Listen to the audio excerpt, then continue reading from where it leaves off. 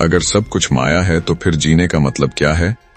यही सवाल इंसान को भीतर से हिला देता है, और यही सवाल वो दरवाजा खोलता है जहां से शिव की वास्तविकता शुरू होती है। सोचिए, आप रोज भाग रहे हैं, काम, दौड़, रिश्ते, दुख, खुशी, और एक दिन अचानक दिमाग पूछता है, ये सब असली है भी या बस एक खेल है? यहीं से कहानी शुरू होती है। शिव कहते हैं, माया को समझो, मिटाओ मत। यानी दुनिया झूठ नहीं है, लेकिन दुनिया ही सब कुछ भी नहीं है।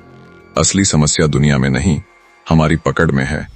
हम हर चीज को पकड़ते पकड़ते इतने थक जाते हैं कि जीना बोझ लगने लगता है। माया का मतलब है जो बदल रहा है उसे स्थायी समझ लेना, और जब हम बदलती चीजों से उम्मीदें जोड़ते हैं, वही उम्मीद हमें तोड़ देती है। अब कल्पना करो, रात के बीच जंगल में आग जल रही है। आग की रोशनी में पेड़ दिखते हैं, परछाइयां दिखती हैं, डर भी दिखता है। लेकिन अगर आप सावधानी से देखो तो समझ आता है कि डर असल में आग की परछाइयों का खेल है।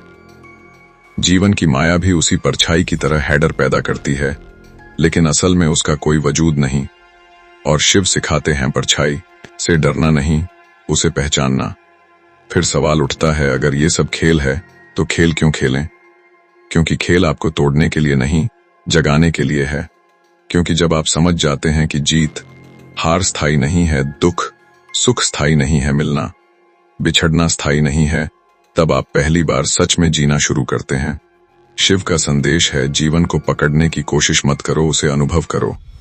आसमान बदलता है, बादल बदलते हैं, आपका मन, आपका शरीर सब बदल रहा है, लेकिन जो नहीं बदलता वो आपका चेतन, आपकी शिवत्व, जहां शांति है, स्थिरता है, सच्चाई है। और यही उत्तर है, अगर सब माया है तो जीने का मतलब है माया को देखते हुए भी उससे ऊपर उठ जाना।